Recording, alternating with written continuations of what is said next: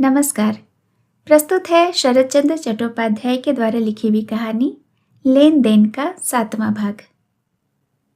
Barrister महाशय को देखते ही षोडशी अकचक आ गई। आज ये कोट पैंट के बदले साधारण बंगाली आदमी की तरह धोती और कमीज वगैरह पहने हुए थे। वे भी भैरवी से मिलने के लिए शायद तैयार नहीं थे। कुछ सोचकर कर्तव्य निश्चित न कर सकने के कारण शायद अभ्यासवश खड़े होकर उन्होंने उसे किसी तरह नमस्कार कर डाला। भैरवी ने चारों ओर देखकर पूछा, ये कहाँ गए? बसु साहब ने कहा, मेरा भी यही प्रश्न है। शायद नजदीक ही कहीं गए हों। मैं भी कोई घंटे भर से इंतजार कर रहा हूं। भैरवी ने सिर हिलाकर कहा, शाम को तो वे कहीं रहते नहीं, शायद अभी आ जाएं। यहां पर उनका यही नियम है। मैं भी यही सुनकर आया हूं, परंतु शाम तो हो गई है। आकाश की भी हालत अच्छी नहीं है। कहकर बसु साहब सामने के मैदान के उस छोर की ओर देखने लगे। षोडशी भी उन्हीं की दृष्टि का अनुसरण करके उस तरफ देखकर चुप हो गई। पश्चिम दिशा में काले काले बादल इकट्ठे हो रहे थे। इस सुनसान मैदान में छायासन्न वृक्ष के नीचे अंधेरे में खड़े होकर दोनों को कोई बात नहीं सूझी, परंतु इस बेमौके की हालत में खड़े होकर दोनों ही सकुचाने लगे। इस चुप्पी के संकट से छुटकारा पाने के लिए मानो बसु साहब एकाएक बोल उठे, मैं यहाँ से चला जाऊंगा, नहीं मालूम फिर कब आना हो, परंतु फकीर साहब से मिले बिना ही चले जाने से हेम ने रोका है, इसीलिए। परंतु फकीर साहब कहीं चले तो नहीं गए? यह कहकर वे एकदम एक कदम आगे बढ़ गए और झोपड़ी के सामने जाकर भीतर की ओर झांकते हुए बोले, साफ साफ दिखाई नहीं पड़ता, परंतु मालूम नहीं होता कि कहीं कुछ है। मालूम नहीं मुसलमान फकीर लोग धुनी जलाते भी हैं या नहीं, परंतु ऐसा ही कुछ पानी से बुझाया गया जान पड़ता है। आप जरा देखिए तो। मैं भीतर नहीं जाऊंगा, फिजूल इंतजार करने से कोई लाभ नहीं।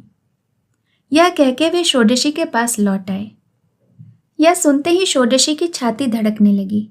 फकीर के रहने न रहने की जांच किए बिना ही उसको निश्चय हो गया कि दुनिया में उसके एकमात्र शुभेक्षु आज चुपचाप चले गए हैं। इस चुपचाप चल देने का कारण संसार में उसके सिवाय और कोई नहीं जानता। षोडशी बेबस की तरह साधु की झोपड़ी के भीतर जाकर बीच में चुपचाप खड़ी हो गई। कहीं कुछ नहीं है। भीतर घुसते ही उसे मालूम हो गया कि यह झोपड़ी आज बिल्कुल खाली है, परंतु वो उसी दम बाहर नहीं निकल सकी। उसकी छाती के अंदर यही बात अंगारे की तरह जलने लगी कि वे उसे सचमुच दोषी समझकर छोड़ गए हैं और इसकी सूचना तक देने की आवश्यकता उन्होंने नहीं समझी। वही निश्चल मूर्ति की तरह खड़े खड़े ही उसे बहुत सी बातें याद आने लगी। फकीर साहब उसको कितना चाहते थे, इसको उससे अधिक कौन जानता है। तो भी बिना जाने बूझे वे अपराधी का पक्ष लेकर उन लोगों से लड़ने गए थे। इसी के लज्जा और पश्चाताप ने इस सत्याश्री सन्यासी को चुपचाप चले जाने के लिए बाध्य किया है। यह अनुभव उसको निसंशय रूप से होने लगा और जिस वेदना के कारण वे चले गए हैं, उस वेदना के गुरुत्व की उपलब्धि करने में भी उसे देर नहीं लगी। परंतु यह हाल उन्हें बतलाने का मौका कब मिलेगा या कभी मिलेगा भी या नहीं, यह भी भविष्य के गर्भ में छिपा हुआ है। इसी चिंता में बहुत देर हो गई। एकाएक खुले दरवाजे से हवा का झोंका भीतर आकर उसके शरीर में लगने से उसे होश आया और याद आया कि बाहर एक आदमी अब तक उसकी बाट जोह रहा है। परंतु इतनी ही देर में आकाश ऐसा मेघाच्छन्न तथा इतना प्रगाढ़ अंधकार हो सकता है और हवा इतनी प्रबल होकर आंधी पानी की संभावना निकट हो सकती है, यह उसे नहीं मालूम था। बाहर आने पर उसने देखा कि वृक्ष के नीचे बसु साहब बैठे हैं। उनके सफ़ेद कपड़ों के सिवाय और कुछ नजर नहीं आता। वास्तव में उन्हें इस तरह प्रतीक्षा करते देखकर षोडशी के मन में बड़ा भारी संकोच होने लगा। बसु साहब ने खड़े होकर कहा, अभी तक तो वे नहीं आए, क्या आपको अभी आशा है कि वे आ सकते हैं? षोडशी ने मृदु स्वर में उत्तर दिया, क्या मालूम, शायद अब ना आए। बसु साहब ने कहा, मुझे नहीं मालूम कि यहाँ फकीर साहब का क्या असबाब वगैरह था, परंतु घर तो बिल्कुल खाली पड़ा है। या यूं उनका एकाएक चले जाना क्या आपको संभव प्रतीत होता है? षोडशी धीरे धीरे बोली, 16 आने असंभव भी नहीं है। बीच बीच में वे इसी तरह एकाएक कहीं चले जाते हैं। तो फिर कितने दिनों में लौटते हैं? कुछ ठीक नहीं है। अब की बार तो कोई 3 साल के बाद लौटे थे। बसु ने कहा, तो चलिए घर लौट चलें। चलिए, कहकर षोडशी के आगे बढ़ते ही बसु ने कहा, परंतु जाने का रास्ता तक ही दिखाई नहीं पड़ता। एक तो रेती के ऊपर रास्ते का चिन्ह तक नहीं है, दूसरा अंधेरा इतना गहरा है कि अपने ही हाथ पांव नहीं सूझते। षोडशी चुपचाप धीरे धीरे चल पड़ी, कुछ बोली नहीं। बसु ने कहा, हवा की आवाज तो सुनाई नहीं देती, परंतु पानी पड़ने लगा है, पेड़ के नीचे से निकलते ही भीगना पड़ेगा। इस पर भी षोडशी कुछ नहीं बोली। तब बसु साहब ने कहा, देखिए, यहाँ का रास्ता मैं नहीं पहचानता। इसके सिवाय सुना है कि यहाँ सांप का भी बहुत भय है। इस अंधेरे में क्या? षोडशी रुकी नहीं, चलते चलते ही बोली, रास्ता मैं जानती हूँ, आप मेरे पीछे पीछे चले आइए। बसु साहब हंस पड़े, बोले, यानी सांप डसे तो आपको ही डसे। पर आप तो सन्यासिनी हैं, आपकी तरफ से यह प्रस्ताव ठीक ही है, परंतु मुश्किल तो यह है कि मैं भी मर्द हूँ। यह बात आप किसी से कहेंगी नहीं, मैं यह भी जानता हूँ, यहाँ तक कि हेम से भी नहीं कहेंगी, परंतु मैं वैसा न कर सकूंगा। अब षोडशी को रुकना पड़ा। अंधेरे में ठीक मालूम नहीं हुआ, परंतु बसु साहब की बातें सुनते ही उसके मुख पर हंसी की एक रेखा झलक आई। दम भर चुप रहकर उसने पूछा, तो फिर क्या करना चाहिए? साहब ने कहा, कहना कठिन है, परंतु सलाह पक्की होने से पहले ही भीग जाना पड़ेगा। बरगद के पत्तों से अब पानी नहीं रुकता। बात ठीक थी, क्योंकि ऊपर की जलधारा अब पत्तों के भीतर से होकर नीचे आ रही थी। षोडशी बोली, तो आप इस झोपड़ी में थोड़ी देर ठहरिए, मैं हेम को खबर देकर आदमी और लालटेन भेजने का इंतजाम कर दूंगी। मुझे अभ्यास है, इस पानी से मेरी कोई हानि नहीं होगी। साहब ने कहा, प्रस्ताव बहुत ही सुंदर है, क्योंकि साहब हो जाने से बंगाली क्या होते हैं यह आपको अच्छी तरह मालूम है, परंतु मुझ में अभी तक जरा सी कसर रह गई है। हेम के कारण मेरे भीतर के साथ बाहर का अभी तक पूर्ण मिलन नहीं हो सका है। आपका यह प्रस्ताव भी अचल है, अतः चलना ही स्थिर है। चलिए। वृक्ष की छाया छोड़कर बाहर आने से दोनों को मालूम हो गया कि चलना प्रायः असंभव है, क्योंकि हवा के वेग से वृष्टि की धाराएं केवल तीर की तरह देह में चुभी नहीं रही हैं, बल्कि पहले जो धूल उड़कर आकाश में छा गई थी वह जब तक जलधारा से घुलकर जमीन पर न गिरे तब तक आंख खोलकर चलना भी दुस्साह्य है। चुपचाप चलते चलते एकाएक पीछे आहट पाकर षोडशी खड़ी हो गई। क्या आपको चोट लगी? बसु साहब ने किसी प्रकार अपने आप को संभाल लिया और सीधे खड़े होकर कहा, हाँ, लेकिन आशा से अधिक नहीं लगी। चश्मा समेत मेरी आंखें 4 ही सही, पर देखने की शक्ति 1/4 भी होती तो कुशल थी। चलिए चलिए। षोडशी आगे नहीं बढ़ी। उसने पल भर चुप रहकर पूछा, क्या आपको सचमुच ही अच्छी तरह दिखाई नहीं पड़ता? बसु ने हाँ कह दिया। इसके बाद जरा हंसकर कहा, बहुत सी अंग्रेजी किताबें याद करके साहब होना पड़ा है, उसी की दक्षिणा उन्होंने अच्छी तरह वसूल कर ली है। परंतु अब खड़े होकर भीगिए नहीं, चलिए। दोनों आंखें मूंद कर चलने से जितना दिखाई पड़ता है उतना मैं अवश्य देख लूंगा, यह मैं आपको यकीन दिलाता हूं। षोडशी का गला करुणा से कोमल हो गया। उसने कहा, तब तो नदी पार करने में आपको बड़ा कष्ट होगा। बसु ने कहा, यह मैं कैसे कहूं, परंतु नदी पार करने से पहले भी तो बहुत आराम नहीं मिल रहा है। खैर, इस मैदान में खड़े रहने से तो समस्या हल नहीं होगी। षोडशी ने एक कदम आगे बढ़ाकर कहा, आप मेरा हाथ पकड़कर धीरे धीरे चले आइए। अब उसने अपना हाथ बढ़ा दिया। इस अपरिचित नारी का आचरण और साहस देखकर वाक्पटु बैरिस्टर साहब जरा देर के लिए विस्मय से कुछ भी नहीं कह सके। फिर उसके फैलाए हुए हाथ का आश्रय व्यग्रता के साथ लेकर धीरे धीरे बोले, चलिए, अब मैं सचमुच ही दोनों आंखें बंद करके चल सकूंगा। षोडशी ने इसका कुछ उत्तर नहीं दिया। दोनों के धीरे धीरे कुछ दूर बढ़ जाने पर बसु साहब एकाएक बोले, मैंने उस दिन आपके साथ अच्छा व्यवहार नहीं किया, उसके लिए माफी मांगता हूं, आप मुझे क्षमा कीजिए।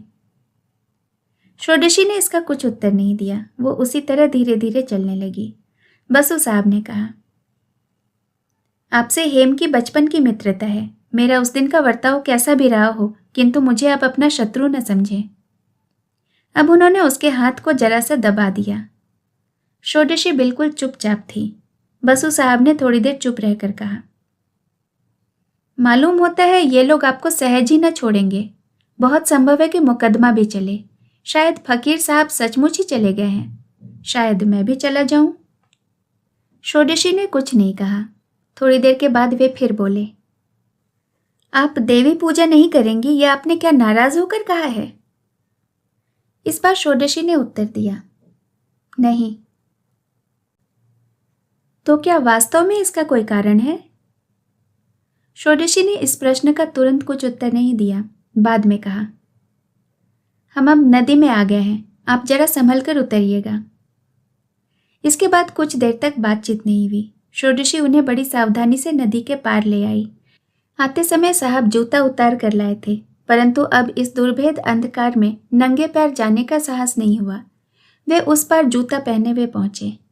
आराम की सांस छोड़कर उन्होंने कहा, अब जी में जी आया, एक बड़ी आफत कट गई। बड़ी आफत से बच जाने पर साहब बहुत निश्चिंत हो गए। उन्होंने कहा, मंदिर में पुजारी है सही, तो भी पूजा करना आपके कर्तव्य का ही अंग है। उस प्रश्न को आपने दबा दिया। इधर जिस दुर्दांत शैतान जमींदार को बचाना आपके कर्तव्य का अंग नहीं था, उसे आपने जिस उपाय से बचाया है वह विचित्र ही नहीं, अपूर्व भी है। ये दोनों बातें ऐसी दुर्बोध्य है कि गांव के लोगों ने नहीं समझी, इसलिए उन पर आक्षेप नहीं किया जा सकता। षोडशी ने इस बात का उत्तर देते हुए कहा, आक्षेप तो नहीं करती हूं। आक्षेप नहीं करती हैं, यह बात तो और भी अद्भुत है। आपके पिता का बर्ताव तो और भी अनोखा है। हेम कहती है, परंतु छोड़िए हेम की बात। मेरा कहना है कि आप सारा अपराध खोलकर इन लोगों को बता क्यों नहीं देती? मैं नहीं जानता कि इसका नतीजा क्या होगा, परंतु कुछ भी क्यों न हो, रमणी की आबरू भी तो कोई अवहेलना की चीज नहीं है। यह कहकर उन्होंने थोड़ी देर तक उत्तर की प्रतीक्षा की, परंतु षोडशी ने जब कुछ भी उत्तर नहीं दिया, तब एक गहरी सांस छोड़कर उन्होंने कहा, मालूम होता है साधारण स्त्रियों की तरह आपको अपनी इज्जत या बदनामी की कुछ भी परवाह नहीं है। आप साधारण स्त्री भी तो नहीं है। इसके सिवाय सब बातों में चुप रहने की आपकी जिद भी अपूर्व ही है। वास्तव में आपकी सभी बातें अनोखी हैं। पल भर चुप रहकर वे फिर बोले, उस दिन मैंने आपको बस एक ही बार देखा था और आज हाथ पकड़कर चल रहा हूँ। जिसके आश्रय से चल रहा हूँ वह जैसे मेरे लिए अंधकार अज्ञेय है, वैसे ही जिसके भीतर से चल रहा हूँ वह भी अंधकार है। तिस पर भी निसंकोच भाव से साथ चलने में कुछ रुकावट नहीं हुई। आपकी भक्ति किए बिना नहीं रहा जाता। अब थोड़ी देर तक किसी बात की प्रतीक्षा में रहने के बाद वे एकाएक बोल उठे, आप तो सन्यासिनी हैं। मेरे ससुर आपका कुछ भी क्यों न करें, जमीन जायदाद के लिए उनसे मुकदमा लड़ने से आपकी गरज क्या है? षोडशी ने अब कहा, कोई गरज नहीं, आप कोई शंका न करें। उपायहीन अबलाओं के भाग्य में बराबर जो होता आया है वही मेरे साथ भी होगा। बसु साहब को इस बार बहुत गहरी चोट लगी। उन्होंने कोई प्रतिवाद भी नहीं किया और प्रतिघात भी नहीं किया। दोनों ही चुपचाप चलने लगे। आंधी या पानी कोई भी नहीं रुका, परंतु गांव के भीतर आने पर दोनों ही के प्रभाव कम मालूम होने लगा। रास्ते में मोड़ घूमते ही सामने सनातन माताई की कुटी से रोशनी दिखाई पड़ी। थोड़ी दूर और चलकर षोडशी ठहर गई। बोली, वैसा अंधकार नहीं है, आप इसी रास्ते सीधे चले जाएं तो राय महाशय के फाटक पर पहुंच जाएंगे। और आप? मेरा रास्ता बाईं ओर इस बगीचे के भीतर से है। बसु ने हाथ नहीं छोड़ा। कहा, दूसरों से सुना है कि आप अच्छी शिक्षिता हैं। खुद मुझे जितना मालूम हुआ है उसके उल्लेख की आवश्यकता नहीं है, परंतु इससे अधिक जानने का मौका अगर जीवन में ना आए तो आज की इस यात्रा की याद मुझे बराबर बड़ी श्रद्धा के साथ बनी रहेगी। षोडशी ने तनिक हंसकर कहा, परंतु इतना ही अगर किसी ने बाहर से देख लिया हो तो उसकी राय आपसे नहीं मिलेगी। साहब मन ही मन चौंक पड़े। इसके बाद उन्होंने उस हाथ को और जरा सा दबाकर धीरे से छोड़ दिया। कहा, नहीं, गढ़ी हुई कहानी की तरह मालूम होगी, इसलिए इसकी चर्चा न करके चुप रहना ही अच्छा है, यही ना? इसका जवाब न देकर षोडशी बोली, मेरे लिए इंतजार करके आप बहुत भीगे हैं। आपने बहुत दुख सहा है। अब आप जाइए, मैं भी जाती हूँ। बसु ने कहा, यही बात शायद मुझे बहुत दिनों तक सोचनी पड़ेगी। कल हम चले जाएंगे। हेम से आपको कुछ कहना नहीं है? षोडशी ने पल भर कुछ सोचकर कहा, नहीं, केवल उसके लड़के को आशीर्वाद देती हूँ। आप चाहें तो इतना उससे कह दीजिएगा। अब वह किसी प्रश्न का उत्तर की अपेक्षा न करके जंगल के अंधेरे रास्ते से अदृश्य हो गई। साहब कुछ देर तक वहीं विमूढ़ की तरह खड़े रहे। उन्हें नमस्कार करने तक का मौका नहीं मिला। जिन फकीर साहब के लिए यह सब हुआ, उनके उद्देश्य से भी नमस्कार नहीं किया जा सका। इसके बाद उसी बताए हुए रास्ते से वे धीरे धीरे चलने लगे। बसु साहब जब ससुराल पहुंचे तब देखा कि मकान में उन्हीं के लिए घबराहट और हलचल मची हुई है। जहां जितनी टूटी या बिना टूटी लालटेनें थीं, सब इकट्ठी की गईं और उन्हें इस भयावनी रात में बाहर ले जाने के लायक करने के लिए घर के सभी मनुष्य जी जान से कोशिश करने लगे। नौकरों, चाकरों और अनुगत कुटुंबियों को मिलाकर एक खास दल तैयार किया गया। खुद राय महाशय सबकी देखभाल करने लगे। कौन कौन किधर जाएगा, किस रास्ते में, किस मैदान में और किस वन या बगीचे में खोज करनी होगी, इसी का उपदेश वे बार बार सबको देने लगे। उनके आचरण तथा कंठ स्वर से केवल घबराहट ही नहीं बल्कि भय भी प्रकट हो रहा था। अभी उन्होंने कुछ प्रकट नहीं किया था, पर जो भय उनके मन में झांक रहा था वो बड़ा ही भयंकर था। वे जानते थे कि षोडशी के कुछ अनुगत भूमिज आसामी हैं। वे जैसे उद्दंड हैं वैसे ही निर्दयी हैं, डाका डालते हैं, इसलिए पुलिस में उनका नाम पता तक लिखा हुआ है। वे लोग इस अंधेरी रात में उन्हें कहीं अकेले पाकर यदि अपनी भैरवी माता के प्रति किए गए अविचार का स्मरण का बदला लेने के लिए एकाएक उत्तेजित हो उठे तो वहां सुविचार की आशा करना व्यर्थ है। एक तरफ चुपचाप खड़ी हेम सब देख रही थी। उसे पिता की शंका का भी पता लग गया, परंतु उसे तब भी भीतर की असली बात नहीं मालूम थी। यह प्रकट हुआ उसकी माँ की एक बात से। वे अचानक बाहर आकर पति को दोष देती हुई बोली, भला मेरे दामाद को पंच बनाने की क्या जरूरत थी? जिसके पीछे डाकुओं का दल है उससे कोई जीत सकता है? जहां से हो मेरे निर्मल को ढूंढ कर लाओ, नहीं तो जहां तक मेरी आंखें ले जाएंगी मैं वहीं इस अंधेरे में निकल जाऊंगी। और अब वे रोती हुई अंतपुर में चली गई। कन्या और पिता दोनों को ही काठ मार गया। कुछ देर तक दोनों ही स्तब्ध हो गए। जनार्दन राय अपने आप को संभाल कर हेम को सांत्वना देकर साहस की कोई बात कहना चाहते थे कि इतने में दामाद आंगन में आकर खड़े हो गए। उनकी देह से पानी टपक रहा था। धोती, कमीज और जूतों में कीचड़ लगी हुई थी। ससुर के मुंह की बात निकलने नहीं पाई, परंतु दूसरे ही क्षण जिन साहब दामाद की वे बहुत खातिर करते थे, जिनसे दबते थे, उन्हीं को खुशी के मारे जो मुंह में आया वही कहकर धमकाने लगे। साहब ने चुपचाप भीतर आकर हाथ की टूटी छड़ी रख दी, हाथ से खींचकर जूता उतार दिया और भीगी हुई कमीज उतार दी। इसी बीच छोटे बड़े अपने पराए सभी एक साथ पूछने लगे, ऐसी हालत कैसे हुई और कहाँ हुई? राय महाशय सावधान होकर बोले, यह सब बाद में होगा, तुम भीतर जाओ। बेटी हेम, तुम खड़ी खड़ी क्या कर रही हो? उन्हें कोई सूखी धोती तो दो जाकर। भीतर जाकर सास, ससुर, कुटुंबियों के पूछने पर उन्होंने बताया कि उस पर फकीर साहब से मिलने गए थे, परंतु भेंट नहीं हुई, वे वहां नहीं हैं। उस पार के नाम से सभी के रोंगटे खड़े हो गए। राय महाशय ने घबरा कर कहा, फकीर से मिलने गए थे? मुझसे क्यों नहीं कहा? मैं उसे बुलवा देता, परंतु इस अंधेरे में राह कैसे पहचान कर आए? निर्मल ने कहा, राह पहचानने की मुझे जरूरत नहीं हुई, जरूरत पड़ती तो मैं न पहचान पाता।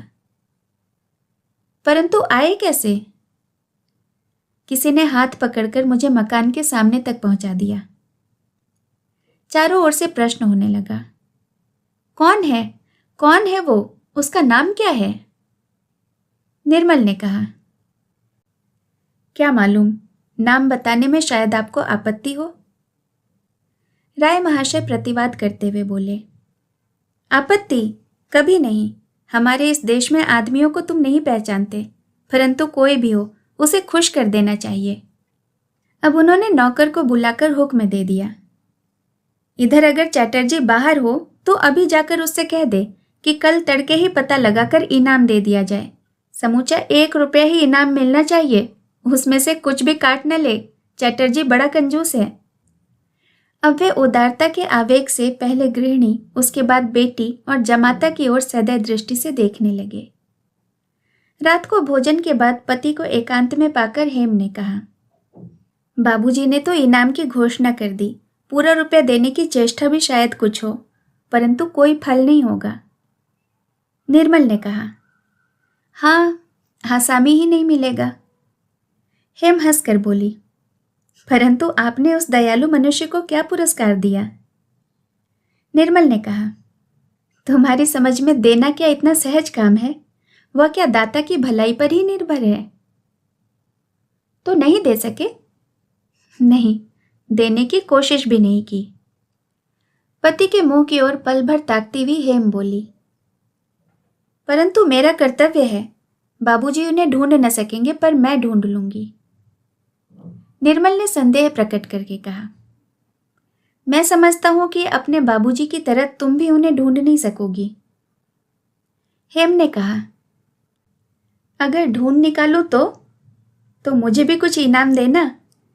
परंतु मैंने तो उन्हें पहचान लिया है, क्योंकि जो तुम्हारे जैसे अंधे मनुष्य को इस घोर अंधकार में आसानी से नदी पार करा के घर के सामने पहुंचा दे और अपना नाम तक जाहिर न करना चाहे, उसे पहचान लेना तो बहुत कठिन काम नहीं है। इसके सिवाय मैं शाम को अंधेरे में छिपकर एक बार उन्हें देखने गई थी। वहां देखा कि घर द्वार सब खुला पड़ा है, वे नहीं हैं, परंतु तारादास पंडित ने सब पर दखल कर लिया है। मैं तुरंत छिपकर लौट आई। रास्ते में जान पहचान का एक आदमी मिल गया। उससे मालूम हुआ कि षोडशी को उसने नदी की ओर जाते देखा है। अब समझ गए, जिस दयालु मनुष्य ने तुम्हें घर तक पहुंचा दिया उसे मैं जानती हूं। परंतु क्या सचमुच ही हाथ पकड़कर तुम्हें पहुंचा दिया है? निर्मल ने क्षण भर सोच कर कहा, यही बात है। जब वे समझ गई कि मैं अंधे के समान हूं, तब तुरंत हाथ बढ़ाकर कहा कि मेरा हाथ पकड़कर चले आइए। परंतु तुम दूसरे के लिए यह काम न कर सकती। हेम ने सहज भाव से स्वीकार कर नहीं कहा। उसके पति ने कहा, मैं जानता हूं। इसके बाद सिलसिले से सब हाल बताकर कहा, इसके सिवाय मेरे लिए दूसरा उपाय ही न था। उधर उनकी विपत्ति के गुरुत्व को भी तो सोचो। उन्होंने मुझे एक ही बार देखा था और मेरे बारे में उनकी धारणा भी अच्छी नहीं थी, तो भी मुझे उस सुनसान रास्ते से वे अंधेरे में लेकर चली आईं। इसका दायित्व कितना भद्दा, कितना भयंकर है। वास्तव में रास्ता चलते चलते मुझे कई बार डर लगा कि अगर किसी के सामने मैं पड़ जाऊं तो उसकी नज़र में कैसा मालूम होगा। देखो हेम, चंडी की इस भैरवी को मैं सही से नहीं पहचान सका हूं, परंतु आज मैं इतना अवश्य समझ गया कि साधारण नियम से इनका विचार नहीं किया जा सकता। इनके सामने या तो सतीत्व कोई चीज ही नहीं। तुम लोगों की नज़र में सतीत्व का जो मूल्य है उसकी इन्हें परख ही नहीं, अथवा इज्जत, आबरू या बदनामी का सवाल इन्हें स्पर्श नहीं कर सकता। हेम ने कहा, क्या तुम जमींदार की घटना याद करके यह कह रहे हो? निर्मल ने कहा, संभव है। मैं नहीं जानता कि यह स्त्री अच्छी है या बुरी, परंतु यह बात मैं हलफ उठाकर कह सकता हूं कि यह जैसी गंभीर है वैसी ही शिक्षिता और वैसी ही निडर भी है। शास्त्र में लिखा है कि 7 पग एक साथ चलने से मित्रता हो जाती है। इतने बड़े सुनसान रास्ते में, ऐसे अंधेरे के भीतर, उन्हीं के भरोसे सैकड़ों पग हम साथ चलते आए हैं। एक एक करके मैंने अनेक प्रश्न किए, परंतु कल की तरह आज भी वे रहस्य में ही छिपी रहीं। हेम, तुम्हारी जिरह भी नहीं टिकी, तुम्हारी मित्रता भी स्वीकार नहीं की। निर्मल, नहीं, कुछ भी नहीं हुआ। अब हेम हंस पड़ी, बोली, जरा भी नहीं, तुम्हारी तरफ से भी नहीं? इतनी बड़ी बात को तुम यूं ही धोखा देकर पूछ लेना चाहती हो, परंतु अपने को जानने के लिए भी तो समय लगता है हेम। इतना कहकर निर्मल रुक गए। उन्होंने देखा कि हेम उन्हीं की तरफ एकटक देख रही है। उसके मुख का भाव दीपक के हल्के उजाले से स्पष्ट प्रतीत नहीं हुआ। वे स्वयं अपने पूर्व कथन के सिलसिले में क्या कहेंगे इसका निश्चय करने के पहले ही हेम धीरे धीरे बोली, वह ठीक है, तो भी पुरुषों को समझने में शायद विलंब होता है किंतु स्त्रियों को ऐसा अभिशाप है कि उनकी सारी जिंदगी अपने भाग्य की चिंता में ही बीत जाती है। अच्छा, अब तुम सो, मैं अभी आती हूँ। वह कोई बात होने के पहले ही उठकर सावधानी से किवाड़ बंद करके चली गई। निर्मल ने उसका हाथ नहीं पकड़ा। रहस्य की ओट में स्त्री के इस अर्थहीन संशय और अविचल की वेदना ने मानो उन्हें क्रोध से चंचल कर दिया। सामने की घड़ी में बड़ी दुखदाई मिनट की सुई टिक टिक करते हुए नीचे लटक गई। परंतु जब तक हेम नहीं लौटी तब तक अकेले बिस्तर पर पड़े रहने में असमर्थ होकर उन्होंने धीरे धीरे किवाड़ खोले और बाहर आकर देखा कि अंधेरे बरामदे में एक खंभे के पास हेम चुपचाप बैठी है। पास आकर सिर पर, शरीर पर हाथ फेरने से मालूम हुआ कि बारिश से सब भीग गया है। उन्होंने हाथ पकड़कर उसे घर में भीतर लाकर कहा, तुम क्या पागल हो गई हो हेम? इससे अधिक कुछ और उनसे कहते नहीं बना। कहने का प्रयोजन भी उन्होंने नहीं समझा। दीपक के उजाले में हेम के मुंह की ओर देखा। आंसुओं का आभास अभी तक उसकी आंखों से अदृश्य नहीं हुआ था। शेष कहानी अगले भाग में। कहानी सुनने के लिए आपका बहुत बहुत धन्यवाद।